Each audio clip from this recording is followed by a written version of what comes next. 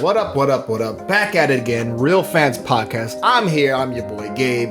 That's Julian, right over here to whatever side he is on. What's up, Julian?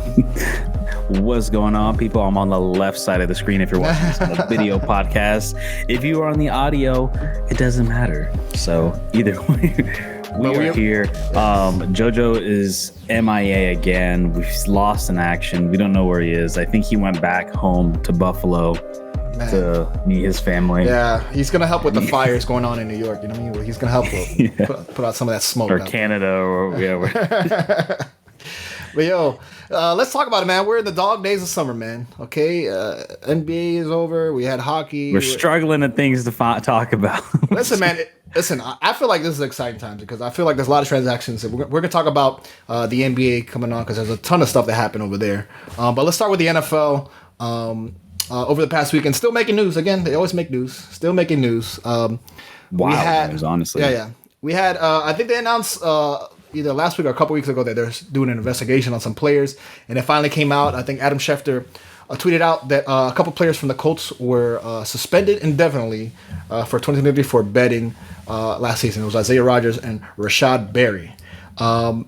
And obviously, this is coming on the heels of they already suspended Julian, your player that's on the Jags now. Or was he reinstated? Yeah, he got reinstated. He got reinstated. He served his suspension last year, Calvin Ridley, who was kind of like the first domino to fall in all this. And then, then there's a free agent player, Demetrius Taylor. And then, if you guys remember, back in April, the Detroit Lions had 4 players, Jameson Williams, Stanley Berryhill, Quintez Cephas, and CJ Moore from and then Washington Commanders defensive end Shaka Toney. These are clearly people I'm sure none of you guys have heard of, and the reason why they're probably betting is probably because they're on the bench bored as fuck. So they have nothing to think about. Honestly, so far the most profile big name to get caught was Calvin Ridley. But I guess Gabe, do you think we're going to find more people? Do you think this gambling thing has been as wild? You think it's just we're just scratching the surface? Is it going to be deeper? We're going to find more players doing this? I absolutely do. I think, we talk about, these are guys, these are millionaires, 100,000aires, millionaires. And I don't think it's uncommon. I don't think to me, I used to be against betting. I was like, ooh, I don't know, me being a baseball fan, Pete Rose and stuff. But these guys are competitors, and that's how they compete, right? MJ is notoriously one of the most competitive guys. Like, if you go golf with him, he's betting, hundreds of $1,000s on holes. Yeah, man. These guys bet. They get on the plane. They're bored. They have nothing to do. They got a 5-hour flight. Guess what they do? They pull out cards. And this is notorious throughout NBA, MLB, NFL. These guys are competing. Now, I think what the problem is, now, I wonder about the nature of the bets because I pulled this from Bleacher Report. Bleacher reporting that they said Holder and Purdom noted the sports account was open under the name of an associate of Rodgers, and approximately 100 bets were placed of undisclosed amount in time, including Colts games. So that's why the Isaiah Rodgers makes it even worse. And that's how I think the problem is. And it said that most of the bets were $25 to $50, and at least one was in the low 4 figures. So I think the problem is, this is America, right? Betting is here. Betting is happening. If you see with a lot of ESPN, your DraftKings, your name whatever sports books you want. A lot of them are partnering with ESPN and MMA and MLB starting to open up draft betting. So just I think other shows, in general, everything. CBS has and Fox has betting network, betting shows they're doing and stuff now, sports gambling. Yeah, sports gambling is here. It's the new trend. But what I think they have a problem with is growing is when these players are betting on their sport, and that's where I think that's where the trend where they have an issue with. I don't think there's an issue with betting. Again, these guys do this on their off time. They're playing cars on planes and stuff. And, I'm sure they're betting on other sports. But the problem or the contradiction or the issue happens when you're betting on your own sport, which is what Calvin Ridley, the first guy to fall, happened to do. He was betting on his own team when he wasn't playing because I think he was injured at the time. But he was still betting on his sport. And obviously, that's going to be a big no-no, right? It's going to be the integrity of the game is called into question when we're betting on football. But Julian, like, I mean, sports betting, like, how do you feel about it in general? Like, you think like these suspensions are going to deter players from like betting? Yeah, I think they have to. I mean, it's the only way for NFL to like really step it up. I mean, like you said, American sports, especially baseball in particular, has like a very negative history when it comes to like sports gambling. Obviously, more and more states are legalizing it, and most of these teams and players come from or play in states where this is legal. Indianapolis and Michigan, for example. Yeah, I agree with you too. I think it's just the scratches. I think we're going to get way more players.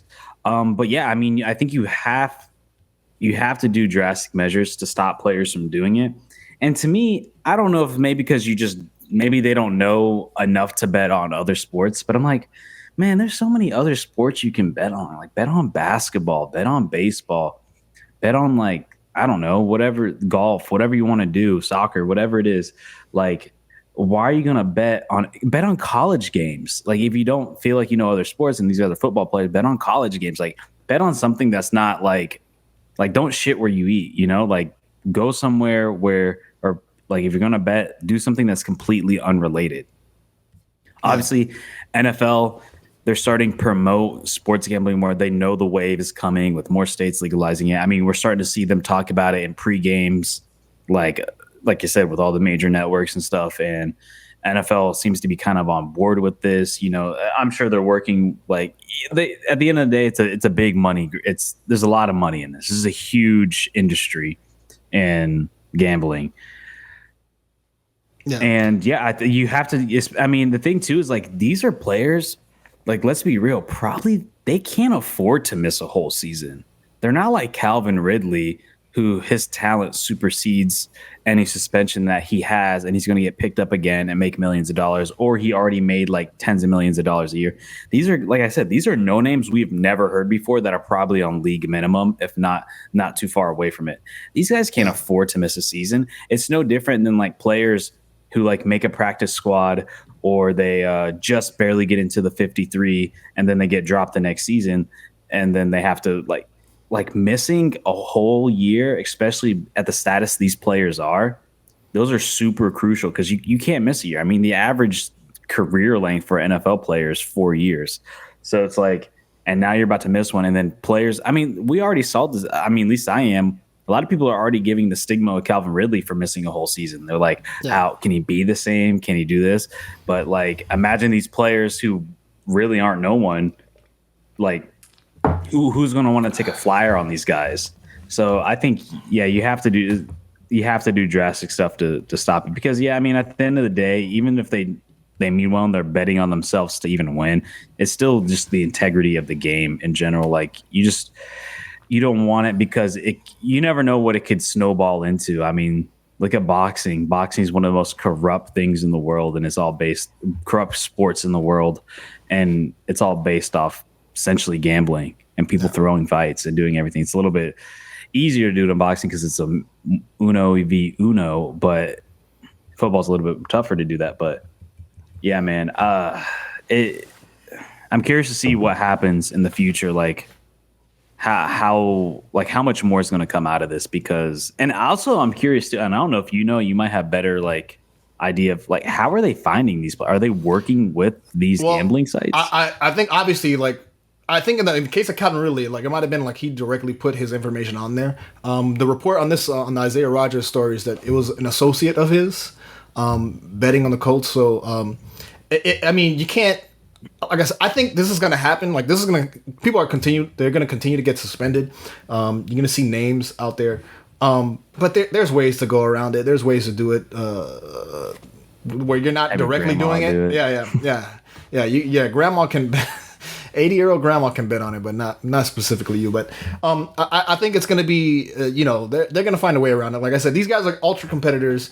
They're probably betting on other sports as well. Like, but I don't like the contradiction is when they bet on their own sport.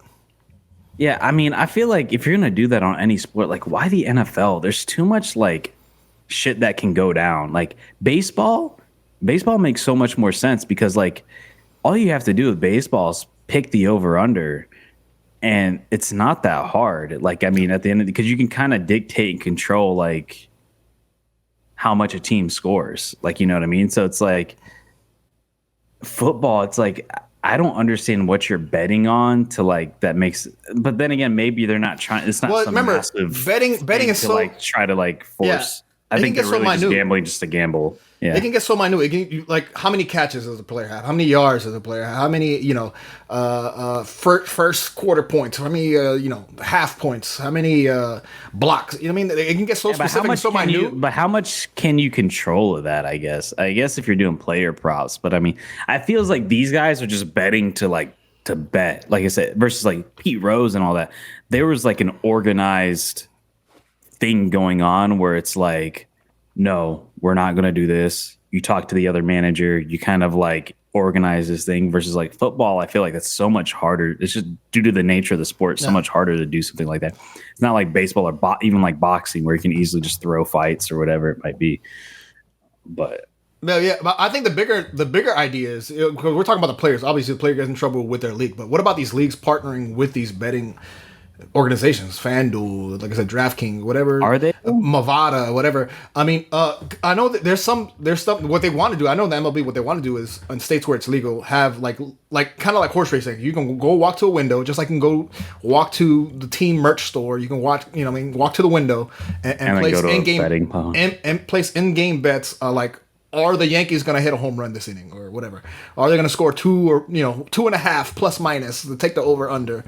Shit like that. I think that's where it's going. So I think the bigger issue is like, okay, these leagues. Why would they do that though? Why not just people got phones now? Because they get profit. Because if they allow it in their stadium. I'm saying you got.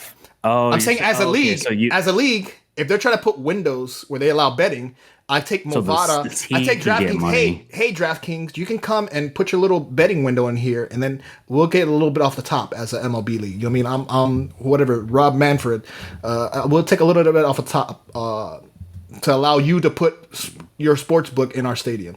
That's what I'm saying. That's what. Maybe they can do like location based. Like if you're on your cell phone, they could tell like you're in the stadium.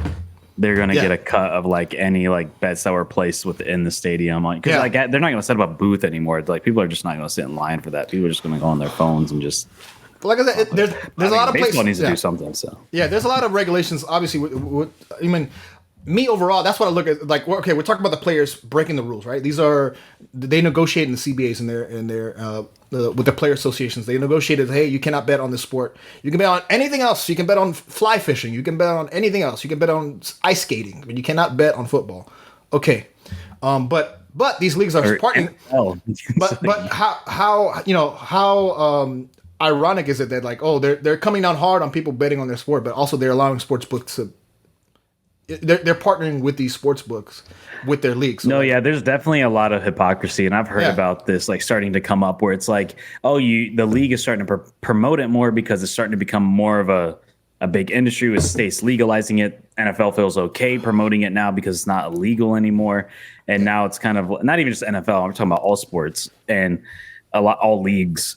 And it's like, oh, you're promoting all this stuff, but then you drop the hammer down on the players. But I also, at the same time, I kind of get it though, like because you don't want your players. Because say Travis Kelce has like a player prop, and he has a bunch of money on 5 catches or more, and he bets the under. Then he's like, well, no matter what happens to me, I'm gonna make sure I only get no more than 4 catches. I'm gonna drop or pat down whatever, but. Like I said, I still think NFL is still tougher to do, but regardless, just the principle, you don't want your players doing it versus like some other sports where you can really kind of like throw. I mean, honestly, I feel like even basketball, it can get. I mean, look at the refs, the whole ref thing. Like, that's why people. Like you can control them a little bit more. People get mad at refs, right? Your Scott Fosters, your Tony Brothers, or whoever else you want to name. Also people scoring points at the end, right? Let's say because usually in basketball. The gentlemanly thing to do at the end of the game when it's all blown out and your other team is up by 12 points, the team on defense lays out.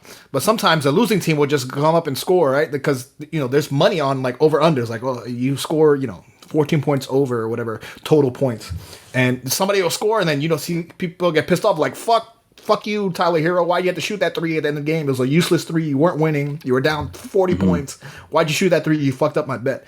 So shit like that. Like I said, the sports betting can get into the minutia of like certain points, certain players get things, and I'm fine with it. Listen, I think sports players, especially when they incentivize in these contracts as a player, they incentivize performance, right? You have to get a certain amount of touchdowns, a certain amount of yards, a certain amount of points, a certain amount of whatever. In their contracts, yeah. Yeah. So they're going to try to maximize their contract, right? Because you have a certain amount of guaranteed, and they can get those bonuses and hit those bonuses. I think players are going to perform.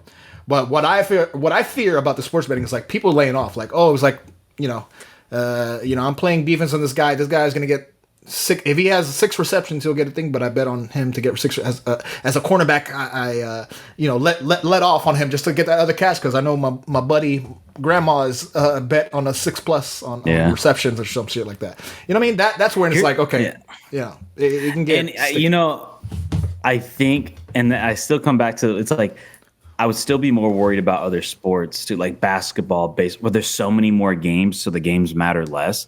I think the problem with NFL, it's like you only have 17 games and you only have so many starting opportunities. So it's like a part of me is like, how much is a player going to want to risk, like betting on themselves for player props for like something like, say they want the under, which is most likely always the easiest one to bet on. I mean, that's what Pete Rose, that's what a lot of people always do. They bet on the under when it comes to, because it's way easier to control the under. Like you just force yourself not to do it, or even worrying more so about like the coaches and the management staff or whatever it is, like people who can really control the game, or the refs, but I could totally see like a world where like let's say basketball specifically, and the team just like say like the Sixers from the late 2010s, where they're just tanking every game to get draft picks, and it's like, oh, we're throwing away the season anyways. The head coach is like, let's just bet on the unders for like, or the owner. Let's say the owner. I mean, that's another thing too. Say the owners are like, we're betting on the unders, and tells the coach like, make sure they don't score more than 100 points because it don't matter anyways. We're choking this league anyways. Well, but we're throwing this league in. Yeah, I don't want to talk about Stephen Ross, the Dolphins head coach, telling Brian Flores to tank because we need picks or whatever. We're not gonna talk about him, trying to pay Brian Flores to lose games, but we'll move on. Let's talk about other NFL news. You want to talk about Germany, right? Because we talked about how the NFL is trying to expand the game. They're going to a lot of international games. They have a couple games in London, Germany. What was the other? There was like, are they trying to go to Portugal, Spain? They go to Mexico often. But I think this year it's only London. I think it's only London and Frankfurt. Now, it's not, last game was Munich. This time it's going to be in Frankfurt. Let me double check. I don't think they're doing one in Mexico this year. So they announced 5 games. They announced 5 games. I know definitely it's 2 in London. Falcons, Jaguars in London. It's going to be Jaguars, Bills in London. Wembley, the Hotspur Stadium again, then Frankfurt and 2 games in Frankfurt. Okay, so 2 games Dolphins, in Germany, Chiefs. and then 2 games in Colts, Patriots. Okay. So I wanted to bring this up because I thought this is crazy, and it's showing how strong like football is in Germany. And I think Germany is so much of a better market than London is. I think London, they're just kind of there to be there. Versus like, I think German fans truly like the sport or love the sport because listen to this. The Chiefs and Dolphins game, November 5 at Deutsche Bank Park in Frankfurt, sold out in 15 minutes. Tuesday morning, filling up a 48,000 seat stadium. There were 1.420 million people in the online ticket queue within 2 minutes, a figure that would represent 1.7% of the German population. So almost 2% of the German population was sitting in an online ticket queue for this Chiefs-Dolphins game in Frankfurt. With a stadium that's only 48,000 seats, which I'm kind of surprised they went to Frankfurt because that is a smaller stadium. You think they would have went to like Berlin or even went to Munich again, but I guess they kind of want to go around because those are bigger stadiums and bigger cities. But yeah, man. I mean, what do you think? So sold out in 15 minutes, and within 2 minutes, 1.4 million people were in line. I think that's absolutely cool. Like, I think it's fun. Like, America's selling a piece of America. When I think of America, what do international people think of us? And obviously on the sports stage, right? The NFL don't like us. It's the only, football. I'm gonna call it American football is the only thing that happens in America. So I think it's a great export. I wonder because Frankfurt also has, I think 25 minutes away, there's like a a U.S. base, military base. I'm looking on the internet. It says it serves 56,000 soldiers there, Yeah, so soldiers and nothing. families. Yeah, so that like they can just fill up the stadium just with military people if they wanted to go. So I think it's great for them. They get a piece of home because I'm sure that I don't know what the fucking time differential is, but it's got to be something. Yeah, but crazy. they might not even be able to get in. I mean, what, 50,000 to 1.4 million? I'm not saying so the vast majority of people are going to be actual Germans. I'm saying people who have the an off time day. changes 6 People have hours. an off day on the base are gonna be able to get in. But I actually think it's cool. I think it's great. It's fun. Expand the game. It's gonna be terrible. I hope the teams that are going out there. I think the Dolphins. I said the Dolphins and the Chiefs play out there, and then specifically that game sold out. I hope they get the fucking bye week afterwards because that red eye is gonna be really bad. It's gonna be really bad. So it's about a 9-hour flight. Yeah. I mean, that's all. That's a whole day, just a work day of just fucking flying, and one way. Yeah. And that's just one way. And then I'm sure when they get there, they're going to want to travel and do, you know what I mean? If I go to Germany, like I want to do stuff. Like I want to drink beer. I want to go, to the beer garden.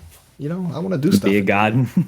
I don't know. That's a terrible accent. I'm sorry. I'm not very good at my improv.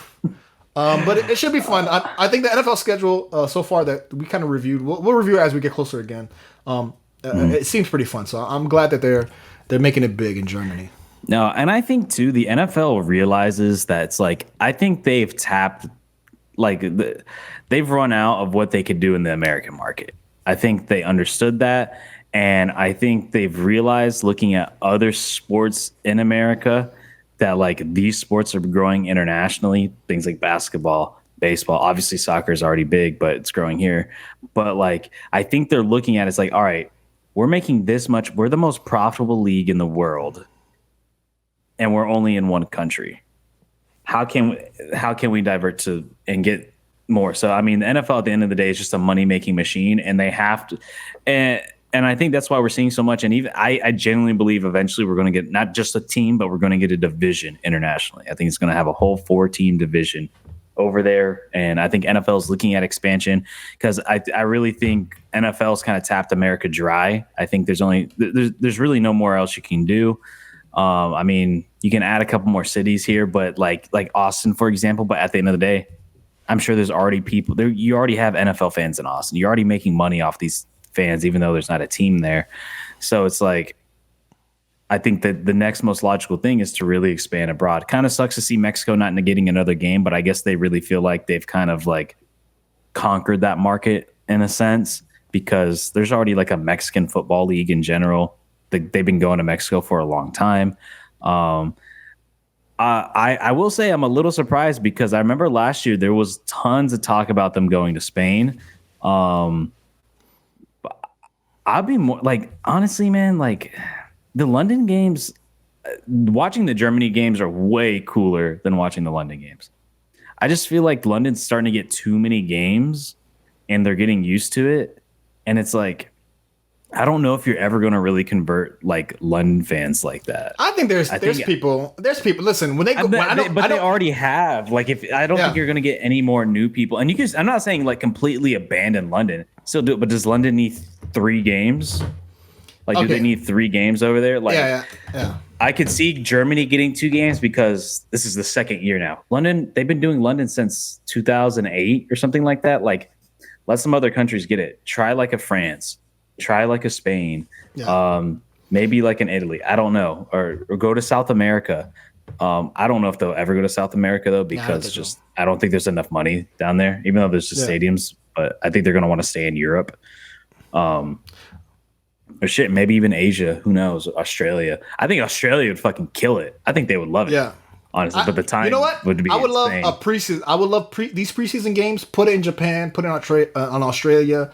The preseason games where I don't give a fuck, like make it fun for the players. Like let them have an experience. Like, oh, look, we're spreading the game. Who cares? I don't think players are gonna go for it.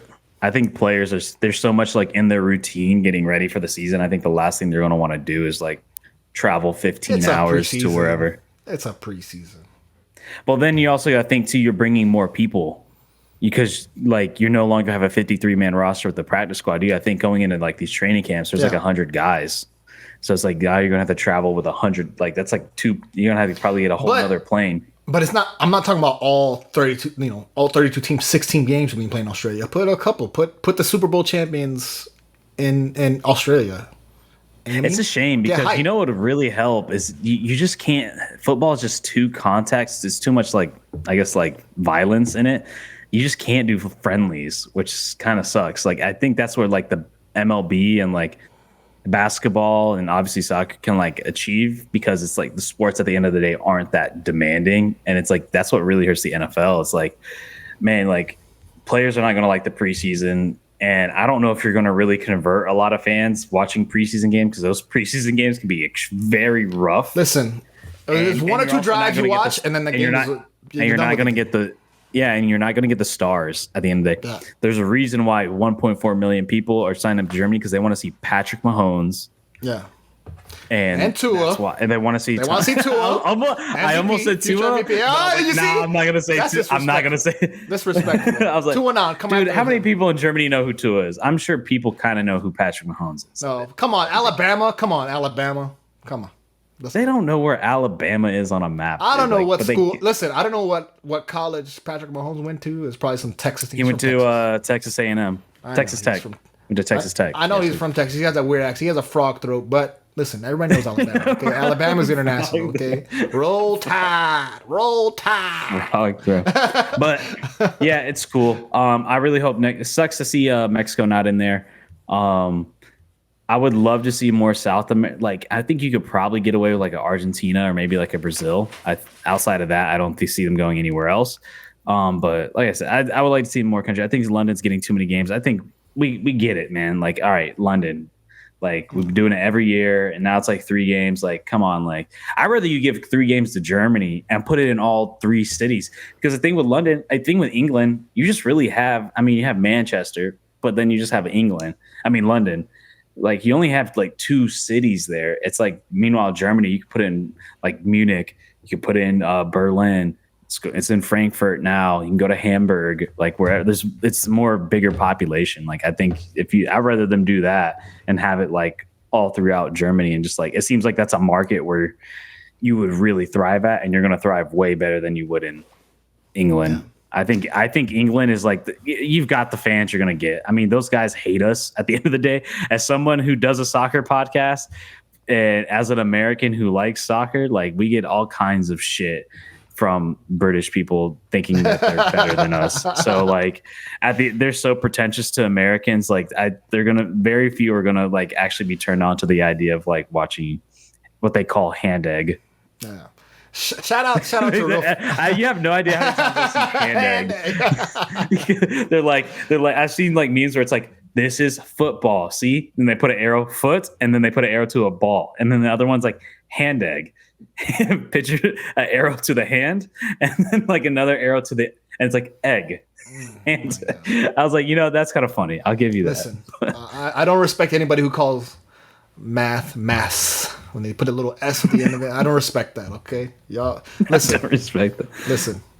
Anyways, here's the thing. We're gonna bring up England. Listen, we're coming up. We're at the beginning of July. America. Flying Eagles. July 4th. Leaving the English oppression. What's up? Go ahead. I was gonna say this all kind of falls in. I forgot. Did you see the MLB game in England, in London? No, I didn't watch it. No. The London series. Yeah, I found that out literally the day of.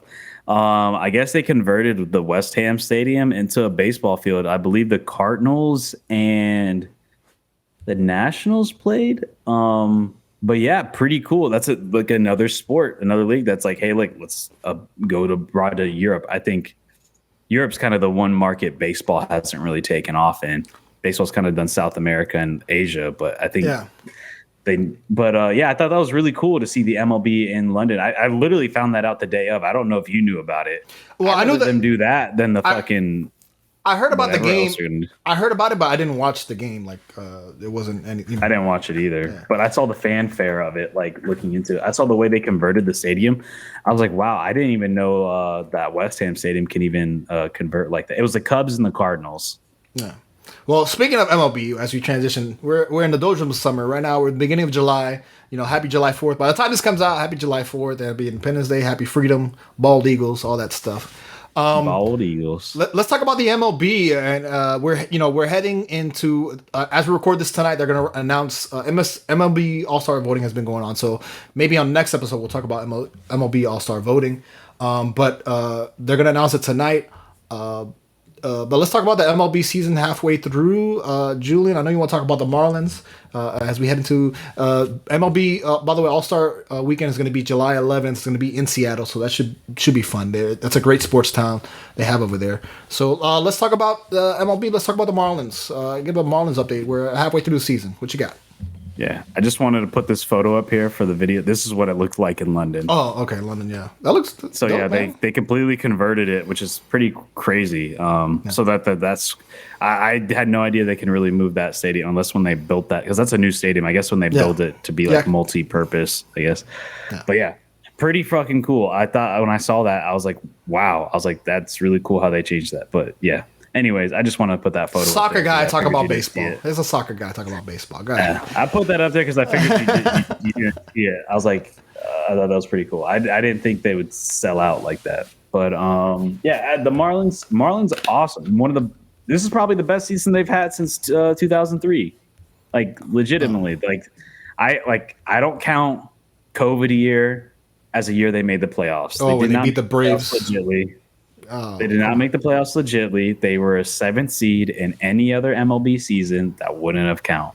I still stand by the fact that the Marlins have not made the playoffs since they won the World Series. And this year is going to change. And what better year? The 20-year anniversary of us winning the World Series. And then it looks like we're going to go back over there. So right now, let me double check the standings at the moment. They're up 47 and 34. They're 6 games behind Atlanta, which is their division rival. But they are first in the wild card. Yeah, they're two games plus in the wild card. Yeah, and obviously, I think they play this weekend as we record this. Again, they're going to play the series. They just, they've been playing, especially this past month and a half. They've been playing exceptionally well. They've been doing really good. Now they've been winning, a lot of close games. That's the biggest thing with the Marlins. They win a lot of one-run games, but. Recently, Jazz Chisholm comes back from the minor league, and he fucking exploded. He hit a home run. He played, off this Boston series, hit a home run to center field. Getting RBIs. So he's being productive again. So I mean, what is encouraging you about the Marlins going forward as we move in halfway through the season? I think the hitting is just substantially better. I think last year they really struggled, but they did well.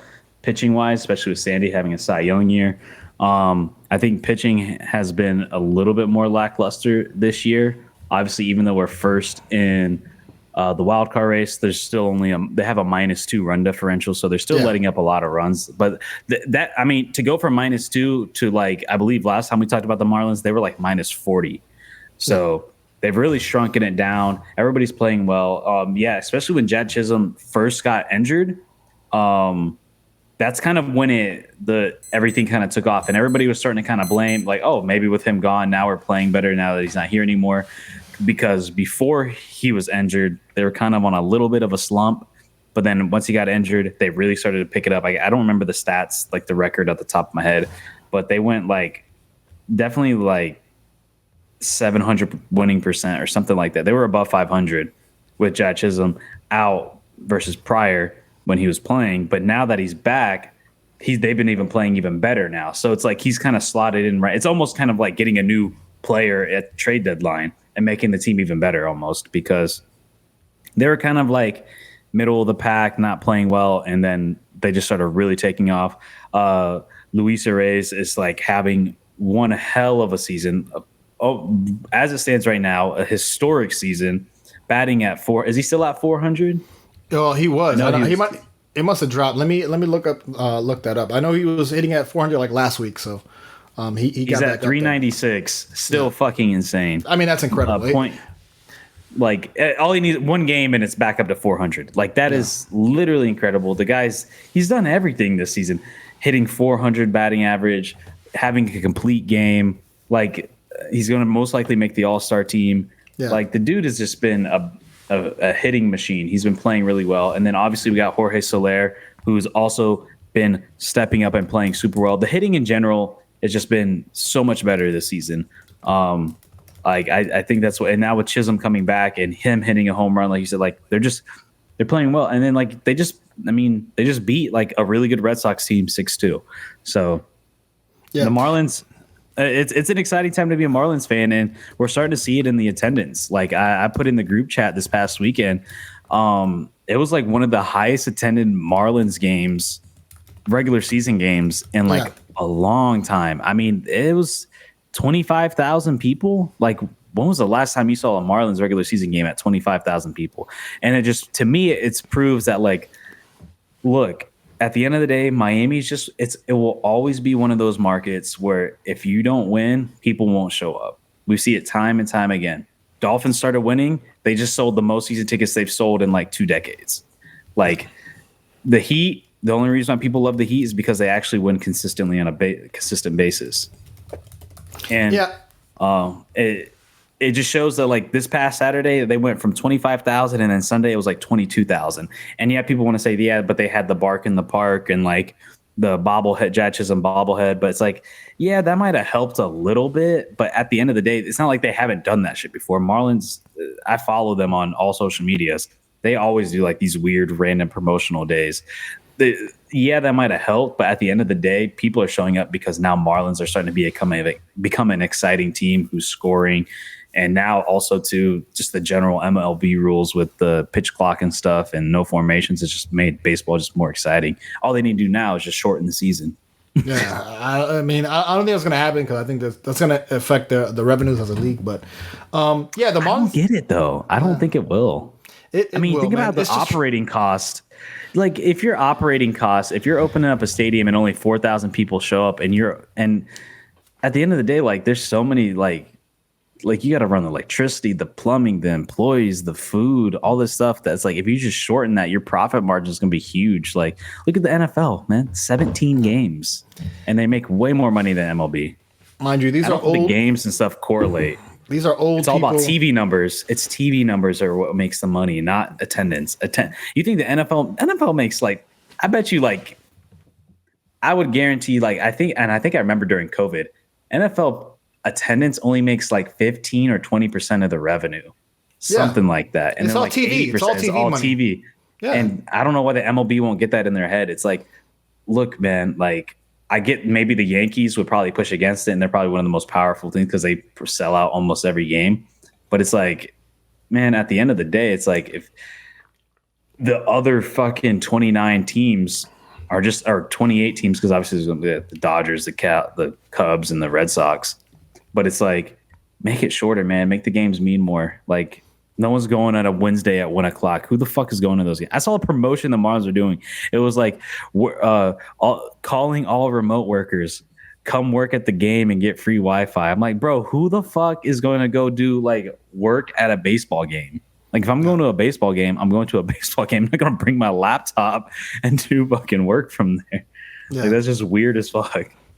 MLB is a bunch of old white people owners. The MLB is all about tradition and the old game, playing it the old way. So, definitely coming back to the Marlins. I mean, the Marlins have been playing exciting baseball. I'm trying to look at their last 10 games over the stretch. I know they've been playing very well over the last 10 months. They're 7-3. Yeah, 7-3 over the last 10 months, and that's why this upcoming week, as we record this, by the time this goes out, they played the series already. But this Brave series is going to be really tough. Like, it's going to be like a playoff type of series, right? Especially with Luis Arias playing second base. A lot of people talk about him being in the All-Star game over Albies, the second baseman for the Braves. So exciting stuff. I mean, I'm glad. Let me ask you a question. With Jazz Chisholm, are you a Jazz Chisholm should stay in the outfield guy, or he should come back to the infield? Where do you stand on Jazz Chisholm?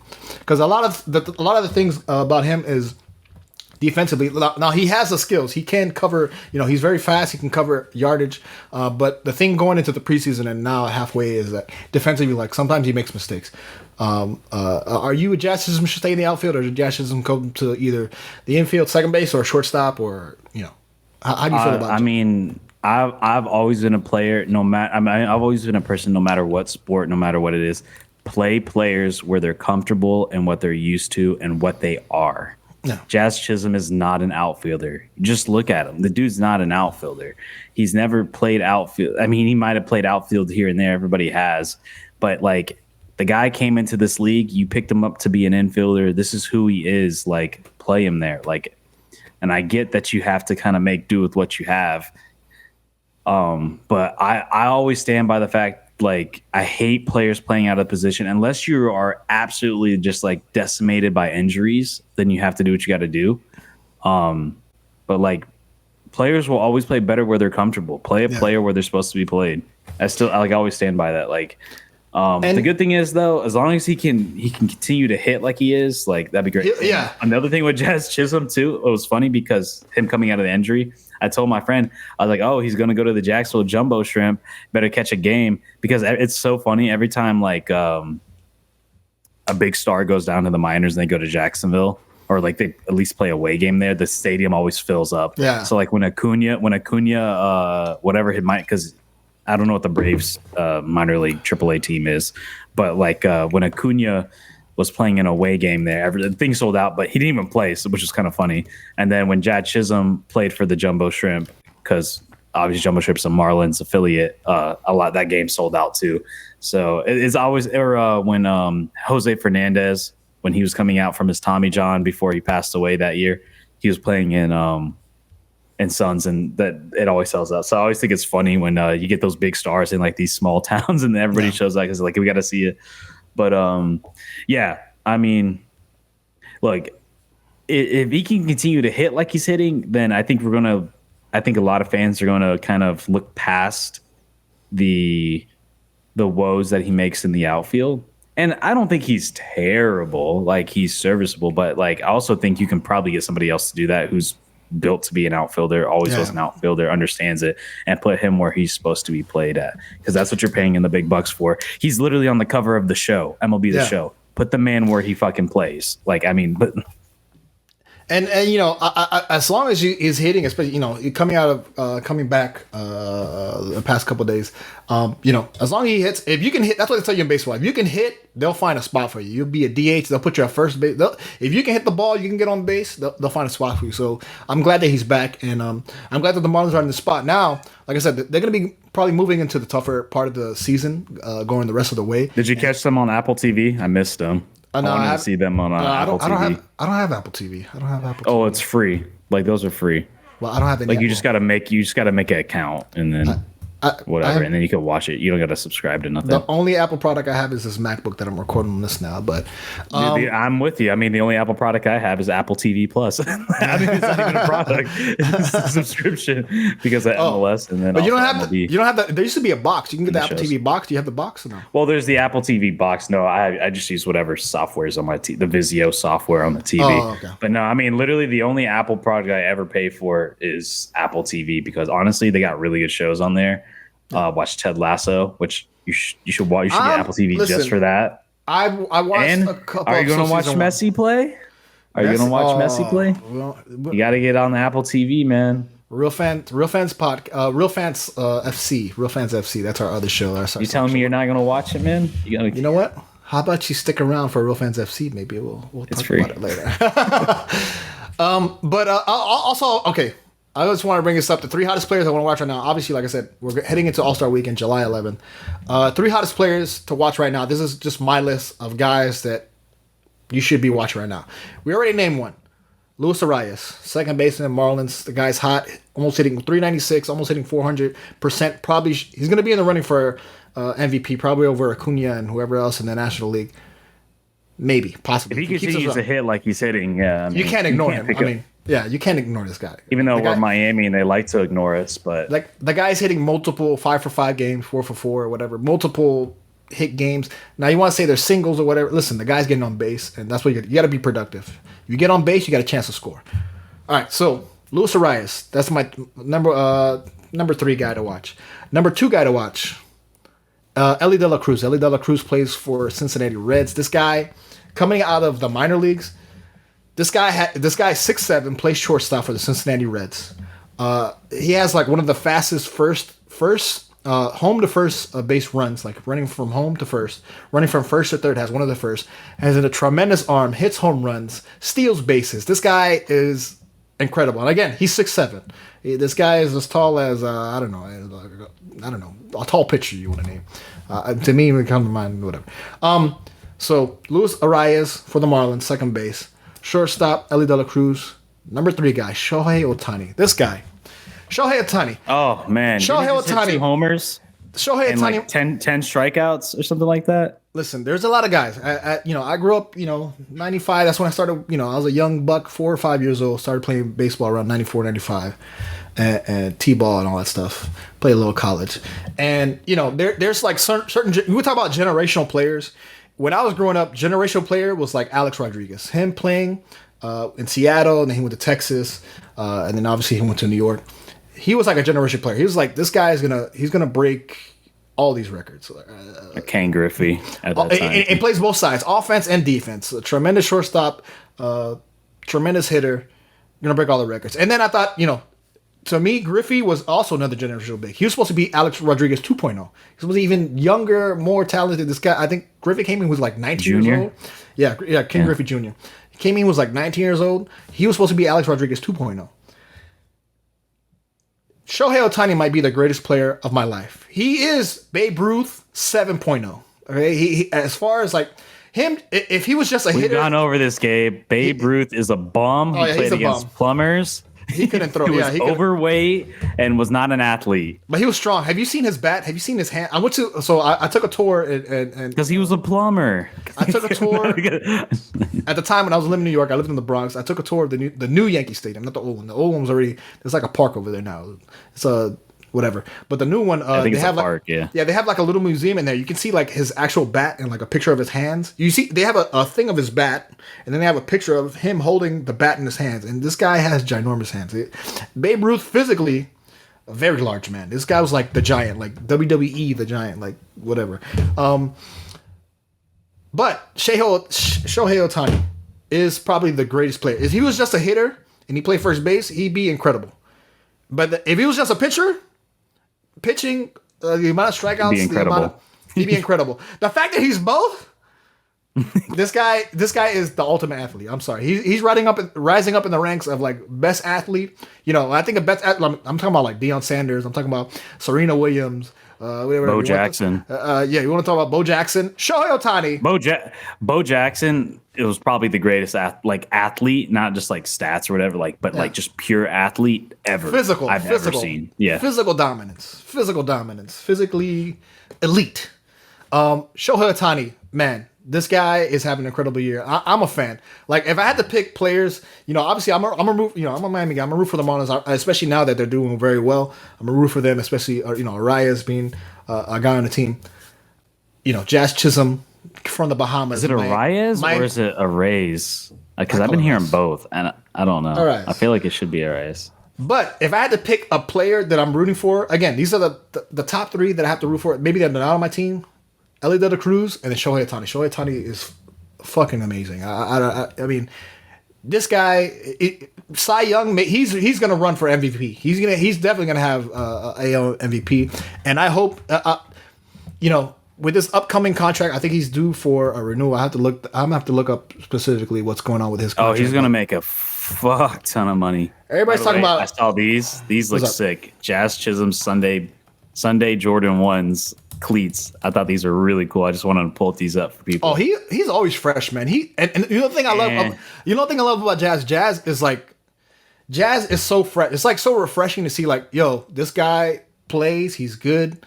I mean, his hitting hasn't been very fantastic. We kind of dropped and got injured, but he plays with like that excitement. Might be on the up and up now. he plays with excitement and fun, and he's just a fun guy to watch. That's why I like Jazz. And he's so fresh. He's so cool, man. And I just wish for him to continue to succeed. Obviously, you talked about he's on the MLB The Show, and I hope he has a good year, man. He's cool as fuck to me. I don't know. And then check this out. This is history for Luis Arias, chasing 400. Yeah. So the only other player to hit 400 was Ted Williams, and this was his stats at the same amount of games that Reyes is, which is basically halfway through the season. And they have pretty much identical stats. For the audio listeners, Reyes in 81 games has 114 hits, 288 bats with an average of .396. Ted Williams in 1941, which, let's be honest, the league is not as good as it was back then as it is now. He had 96 hits and 242 at-bats, making him 397 batting average. So only 0.001 average more than Reyes right now. So that kind of puts it. So he's on track to get over 400 if looking at the stats based on what happened with Ted Williams, the last person to do it back in the 40s. Yeah, and it's this run already is already incredible. I don't think he's going to hold it, but it would be amazing if he did, if he was able to hit that long. But it's just statistically, with the amount of games, the amount of at bats, like it's really hard to do that over a season because you figure. You're gonna run into the teams that are gonna figure out your weaknesses. They're gonna have a whole bunch of tape on you, and somebody. There's gonna be pitchers out there, either starters or relievers. They're gonna be like, "Yo, I'm gonna be the guy that's gonna drop this, percentages off this batting average." So it's amazing right now as a half season achievement. It's really amazing. I'm glad that he's doing well for the Marlins. So those are my top three: Luis Reyes, Ellie De La Cruz, Shohei Ohtani. Those are the top three guys you should be watching. Again, as we come next week, hopefully JoJo will be here. We'll talk more about the MLB. We'll talk about the All-Star, the actual people. Yeah, they're announcing it tonight, but by the time this comes out, it'll be already out already. So hopefully we'll talk more about that and how we feel about that. All right. Let's talk about the NBA because the NBA is making a lot of news. I feel like there's a lot of crowded. Speaking of it, breaking news with the NBA. As of right now, and I know you're going to start off with this, but I guess we'll see. We can kind of divert. Surprise me. It's not on the agenda. James Harden is picking up his $35.6 million option and will begin work with the Sixers and exploring trade scenarios. So he's going to pick up his option. I guess the Sixers convinced him to pick up the option, so then the Sixers can then get compensation for him. They're not just letting him walk. It's going to be a sign and trade situation? Yeah, so they're picking up the option. So obviously the Sixers can get some compensation instead of just letting him walk. And then, they're going to work on trade scenarios. The guy who can't help but be traded every year is James Harden. Every 2 years.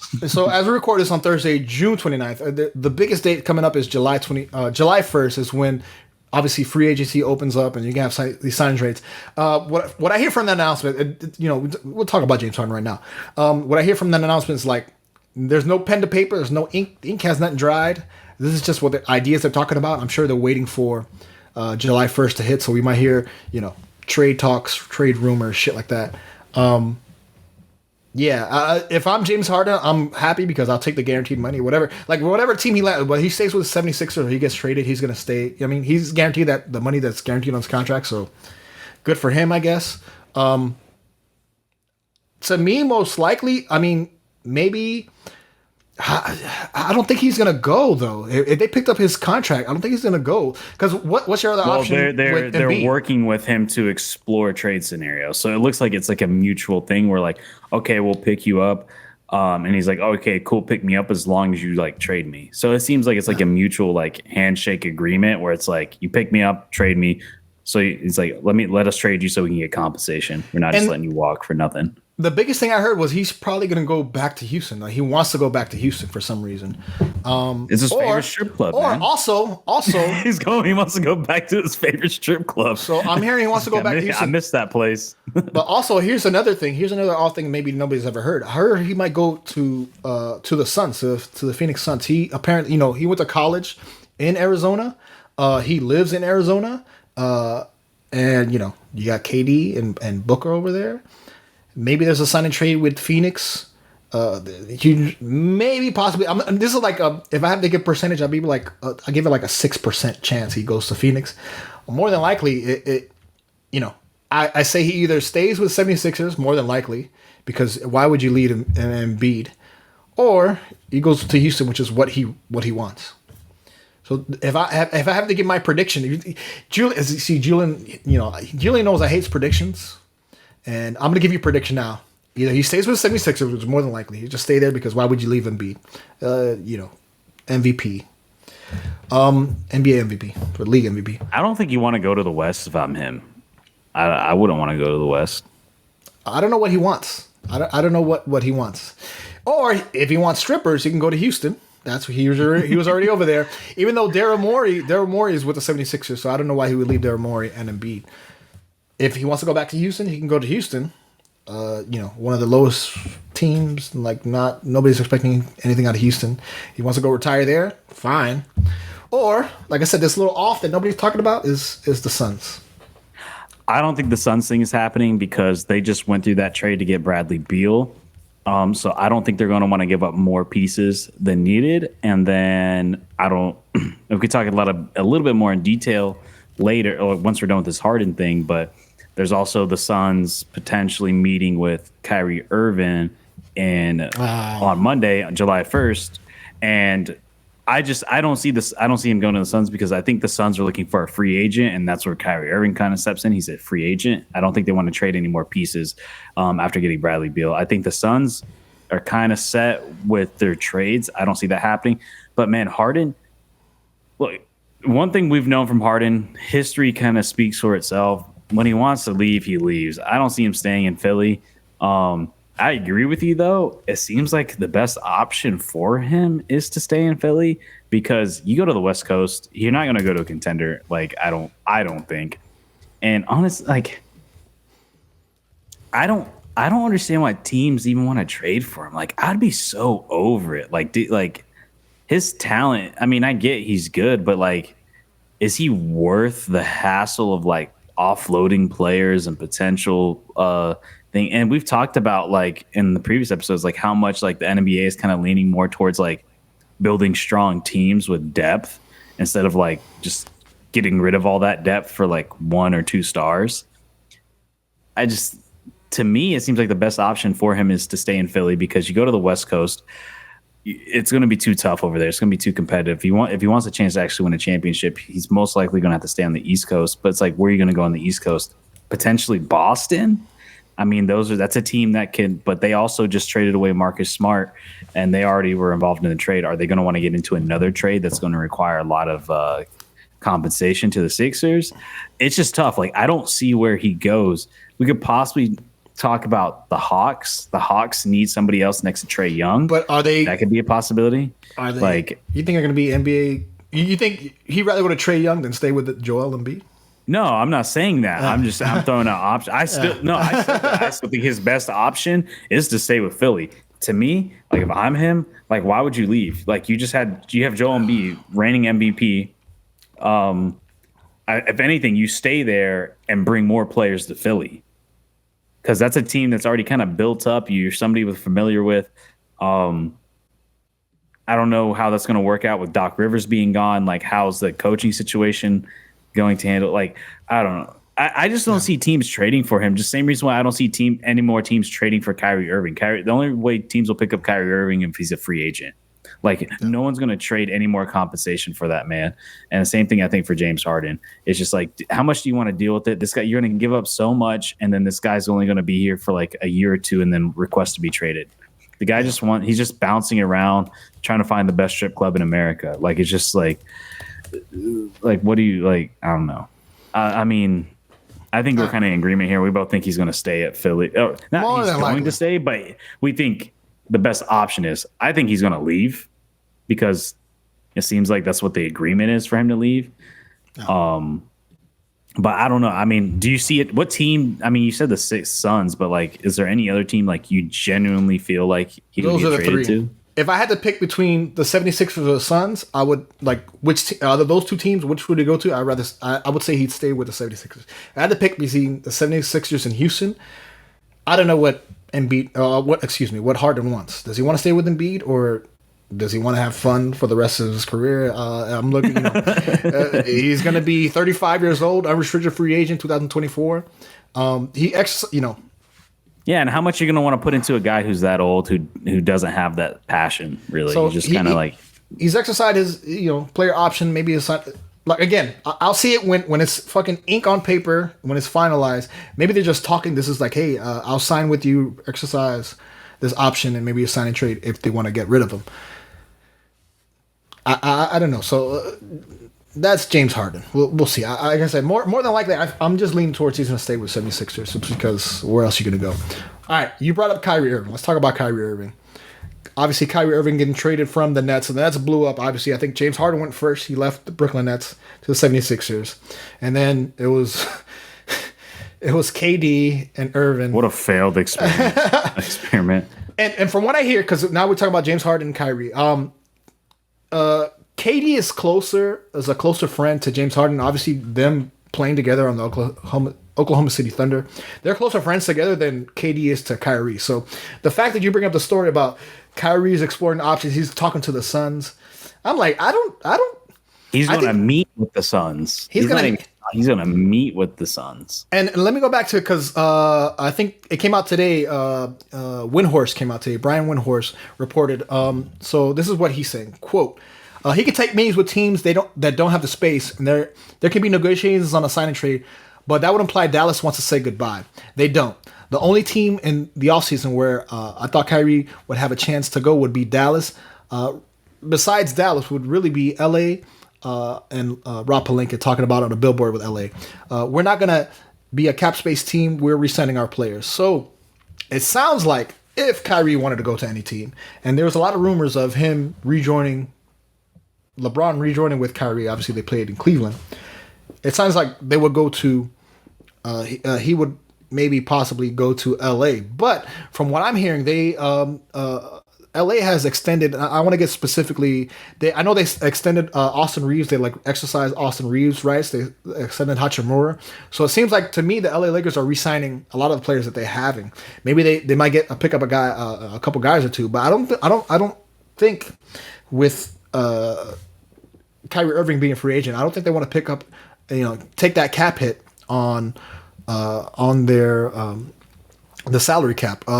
So his base salary, if I talk about 2019 to 20, he was 2019 was 31 million. He got 33 million, 34, 36. So he's a lot of money, and I don't think that the LA Lakers have that much cap space to take that hit. So how's this working? So he's going to be a free agent, right? But then there's also talks of Dallas doing a sign and trade. That they could. But why would Dallas? He stays with the team that he's already at because he's obviously with what's his name? I can't think of his name anymore. Luka.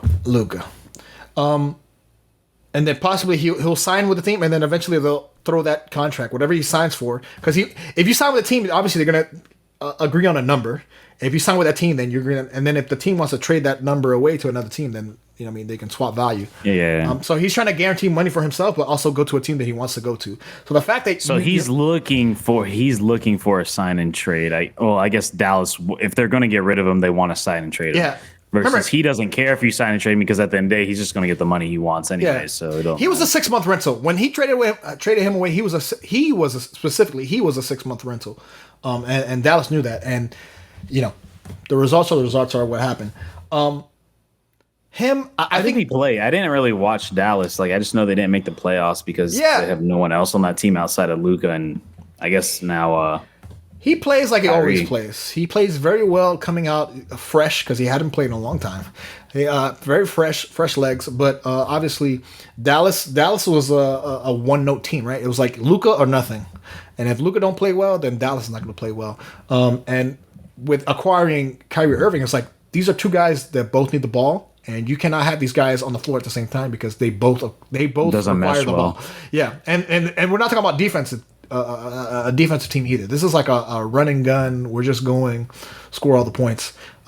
He's not a traditional point guard. Yeah, Kyrie's a spot up shooter point guard. He wants to take the ball down the court and shoot. I think this story. You told the story about Kyrie speaking with the Suns. I think this is more of a Kyrie's trying to get leverage. I think to me, if I had to pick a team that he would go to, either he stays with Dallas or goes to LA. And I think him talking to the Suns is just trying to get leverage on LA. Bro, when is LA gonna learn? And like I said, KD is better friends with James Harden than KD is better. I mean, you're talking about friendship. KD is closer to James Harden than KD is closer to Kyrie. So the fact that Kyrie is talking about, I would talk to the Suns, because I was like, I don't think KD wants you. KD left you. KD left you. Yeah, I was gonna say when I read that, I was like, what? I was like, isn't the whole reason why KD left because he wanted to get away from Kyrie because Kyrie felt. And remember, James Harden went first. He never said anything. He never said anything publicly, but you could always tell by KD. He was like, I'm so fucking tired of Kyrie. This is a guy who's supposed to help us win a championship. He's a star player. He's supposed to help me and us get there because of whatever. And part of me feels like KD is just obsessed with having like another star by him. And that's why like he feels like the only way he can win is if he goes to like, we're back now, Gabe. If you guys see the abrupt cutoff, Gabe, it took a minute to get back. But what did I say? I'm spitting hot fire. Listen, I was spitting hot fire, and they want to censor me. Okay, Kyrie's people want to censor me. This is part of the Illuminati. They're trying to stop me from speaking. Yeah. So what I was saying earlier was, so obviously when the Nets blew up, right? James Harden was the first one to go. James Harden was the first one to go away. So it was just Kyrie and KD. And like I said, KD is closer to James Harden. And the fact that he left is like, KD came out and said he either wants to go to the Suns or he wants to go to Miami. And there was a lot of hope with the Miami Heat possibly acquiring him. Obviously, he went to the Suns. So Kyrie saying he wants to go to the Suns or saying he's going to meet with them. And obviously, I told you earlier about that report with Brian Winter. It's like, I feel like this is Kyrie trying to get leverage because either he's going to stay in Dallas or he's going to go to LA. And I feel like him saying he's going to speak to the Suns is him trying to get leverage over the Lakers. You get what I'm saying? Does that make sense? Like he's a free agent, so he's going to make money whether he stays or go. I think in my mind, Kyrie wants to go to LA and rejoin LeBron because earlier in the season, I don't know if you saw this, there were reports of like him saying after that trade, him talking to LeBron and saying, hey, do you want to come over here? Because LeBron is also up in the air talking about he's going to stay with the Lakers. Didn't LeBron get tired of him? Like in Cleveland, wasn't LeBron just like over him? The thing with Kyrie, especially when he went to Boston. Well, I guess Kyrie left first. Yeah, he went to when he went to Boston. The thing was did they leave at the same time? Actually, no. LeBron played 2 years, so he went 2 years in Cleveland. Kyrie must have left soon after that. I can't remember. I have to look up. I just can't remember. Was LeBron by himself after he left? No, I'm pretty sure they both left at the same time. So Kyrie was there to 2017, and 2017-18 year is when he went to Boston. He was Boston for 2 years. But what I'm saying is, so if you remember earlier, there was little talks of Kyrie telling LeBron, like, hey, do you want to come to Dallas? Like, come to Dallas. It's me and Luka. It'll be me, Luka, and LeBron. Y'all come over. You come over here. And that was still don't have enough. They don't have enough role players. Yeah, they have a bunch. Like you can bring those two, and LeBron's not the same LeBron. Like let's be real. LeBron has been retiring for the last 5 years. Like he's good. He's trying to be a for his age. He's good for his age, but it's like at the end of the day, it's like you're gonna build that Dallas team is horrendous. Like you said, you have like one of the best shooters, one of the best players in the league, in the world, and Luka and Kyrie, and they couldn't get into the playoffs. Like with the play-in, with the stupid ass fucking play-in where they let 10 teams in. Like so, yeah. That team has major issues. Like I don't think this whole Kyrie talking with the Suns. I don't think that's ever gonna happen. I think that's just Kyrie trying to get leverage over the Lakers because I think that's where eventually he wants to go.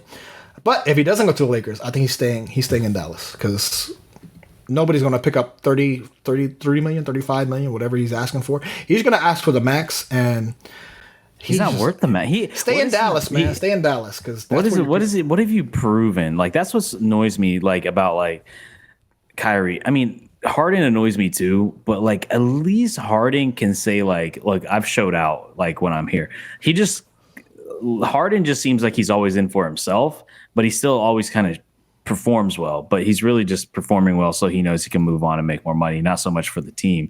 Kyrie, he's just like, I just feel like he's just so like, you just can't trust him, man. Like, and you want to pay a guy that much money for a guy you can't trust.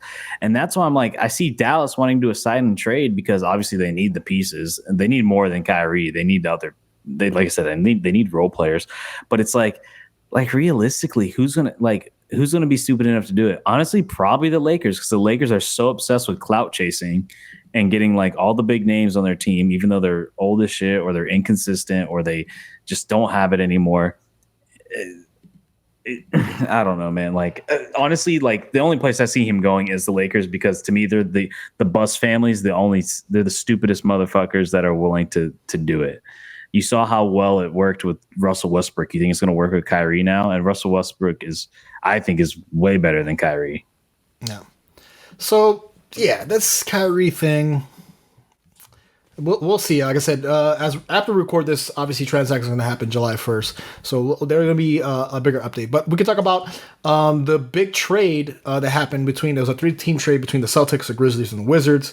The Celtics acquired Kristaps Porzingis and a couple first-round picks. We haven't talked about the draft, but the draft happened. And the Grizzlies received Marcus Smart. Marcus Smart went to the Grizzlies, and the Wizards received Tyus Jones and a second-round pick. Also, Chris Paul got acquired by the Wizards, but then got transitioned over to Golden State. But what I'm hearing with Chris Paul is probably most likely he's going to end up with the Clippers. Go back to LA. Probably his last. What is it? Why is it going all over the place with this? Oh man, they got rid of So he went from the Suns to the Wizards, and the Wizards gave him to the Golden State, and he's probably going to go to the Clippers. I feel like Chris Paul's on his last. This is last hurrah. Probably be. I really feel like I would like to see the NBA do the same like trade rules as the NFL, like only 2-team trades, because this whole like zigzagging all around is just like sometimes you have to make the money. They have to make the money work, and especially now. Okay, let's talk about it. There's a new CBA coming out, and a lot of the rules have changed. I think one of the biggest things that they're talking about is that it's going to be harder if a team acquires, especially a big name player, it's going to be hard for them to transition and make these trades. So like more than likely, players are going to stay where they're at because to make the money work based on the trade rules or whatever CBA. We'll see how. Because it just literally dropped like last night. Like it dropped. Dude, it's probably been a pain in the ass for these general managers, and like it's probably been such a bitch with everything going on, with so many people getting moved left and right and wanting to go where they want to go, requesting trades and all this. It's probably just so like infuriating. It's just like, gosh, like can we just? Well, you can't build anything, man. You can't. This is the contracts and the way they organize themselves. The players union and the league owners. That's how they want to trade. I don't know I don't fully understand. I haven't read it. I don't know. So I don't know how it's fully going to affect these trade acquisitions. But I know when it comes to like these 2-3 team transactions, they always have to make the money work, right? It always has to be like, it can't just be, you can't just trade Joel Embiid for, I don't know. I'm trying to name a no-name player on the Heat. Plumlee, I don't know. Cody Zeller. You just can't trade. I understand that, but there's compensation to it. Yeah. I mean, I understand that, but there's compensation to it, like picks or whatever. I mean, shit. Maybe if you do that, you make picks become more valuable, like it is in like football, for example. Yeah, but I don't know. So we'll see. Hopefully, I'm curious to see what it comes out to. We'll see after July 1st. Again, all these rumors are going on. We'll see what happens after July 1st. Teams that are actually about it, because certain contracts are guaranteed, and after the first date, then unrestricted agents can sign. There's a bunch of I put up the free agents. There's a bunch of free agents. Russell Westbrook is a free agent. Chris Middleton. We already talked about Kyrie Irving. D'Angelo Russell. Draymond Green, which I think most likely he'll re-sign with Golden State. The Middleton thing is crazy to me.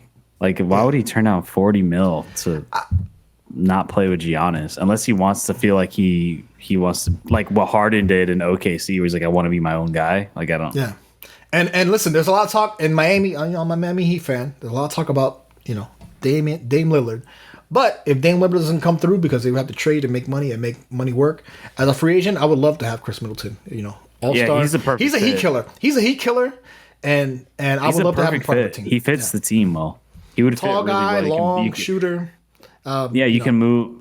Yeah, I mean, you could flex him and Jimmy as like your shooting forwards or shooting guards or whatever. Like that would be a good pickup. I would like that. If you can't get Lillard, even though I think even though I think you need Lillard because Lillard is a playmaker at the end of the day. And I think that's what the Heat need. The Heat need a playmaker guy. Like, as good as Chris Middleton is, I think he would be a great fit.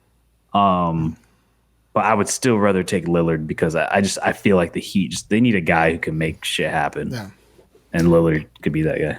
Also, Fred VanVleet. I've heard rumors. I don't know how. See, this thing is I'm on Twitter, so I can't take everything serious. They're talking about Fred VanVleet trades for maybe a sign and trade for Gabe Vincent. I don't know how true Real that fans is. That's podcast Twitter. Oh no.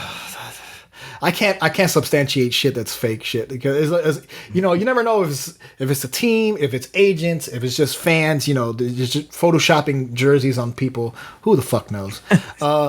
Harrison Barnes, Eric Gordon. I think a nice guy acquisition would be Brook Lopez. He's also a fucking Heat killer. Tall, big, can shoot the three. Dude, how old is that man? But listen. As a Miami Heat fan, as a Miami Heat fan, we need height. Listen, the biggest guy we got is Bam Adebayo, and he's not even that big. Like, he's long, but as far as like, but you can't find a young guy. We need tall. We need height. We need height. I know, but like, you can't find a young guy. Like, what's up with like these Kyle Kuzma? Kyle Kuzma? I heard about Kyle Kuzma possibly going. Rumors that he might go to Houston. I don't understand, like, why is everybody going for like old guys? There's so much young talent out there. Like, why are we continuing to go for like and put so much money to guys who are fucking Brook Lopez, 35 years old, man? Like, and he's fucking huge, which means he's even older. He has like shoot the three. Like, well, dude, when you're that fucking big and 35 years old, your knees are essentially, you have the same knees as like a 60-year-old. It's dust. Like, you remember that candy? When you're that fucking big, your knees, he has 60-year-old knees out there. He has 60-year-old knees. You know that candy, was it lick a stick, or it has like a little stick and then there was like powder? And you put it in your tongue. Oh, yeah. His knees, Brook Lopez's knees are that powder that you stick it in there. There's no cartilage. I don't understand. It's like, man, there's so much young talent out there. Go find someone. Like, I feel like that's another thing. It's like everybody's trading for all these old fuckers. Like, come on, man. Like, there's a guy out. There's talent out there. There's fucking tens of millions of basketball players out there. You telling me you can't find one other like guy who isn't fucking 35? Like come on. Who has the knees of a 60-year-old man? Like, it's Gabe, you're almost his age. How are your knees, man? Oh wow. Listen, I got better knees than fucking Brook Lopez. I can do that. I don't know if I can shoot as good as I'm not as tall as he is. I can't shoot as good as my knees. Listen. I got strong knees. But yeah, man, I think we should end it there, man, because like I said, we're coming into that transition. So obviously, by the time we record next season, hopefully we'll have JoJo here. There'll be next season, next episode, next podcast. There'll be some dressings that we can talk about. Season 30. Yeah, but we appreciate. Listen, thank y'all for checking us out, Real Fans Podcast. I know we're in the summertime, but it's hot out there, and guess what? The only thing that can relieve us is sports. We really appreciate y'all downloading YouTube and the apps, all the apps. Julian, tell me where they can download the episode if they're not watching us visually on YouTube. You can watch it anywhere, all your favorite podcast apps. There's Pocket Cast, Google Cast, Apple Podcasts, Spotify, Pocket FM, or whatever it is. Like, there's a bunch out there that people like that I've never heard of. But yeah. Anywhere you get them, man. And then, follow us on all the social medias. We're going to start do exclusive content on the social media accounts, exclusive clips that we're doing on our own outside of the show. So follow us on those things. Hopefully we can get Gabe on the Twitter again. Gabe has abandoned the Twitter once again. Listen, I'm sorry. Even though he's on it every day. I can't substantiate bad rumors. I can't substantiate that. No, I'm just talking about like making content, man. All right, we're gonna make content. But also check out Real Fans FC, because we haven't talked about. I want to talk about CONCACAF, but we're not talking about that because they're gonna talk about it on Real Fans FC. So y'all check that out as well. Have you been watching it? Yeah, man. I can check it in. man. I gotta see what's going on with Messi. Next time, man. You can join what's going us. on with Messi. He's coming in. How expensive are those tickets, man? I don't know. I know you gotta head out after this, but I'm doing the show after this. But hey, if you ever want to join, let me know and we'll let you in. We'll do a crossover. All right, man. Thank y'all for checking us out. We'll see you next week. Peace. Peace out, everybody.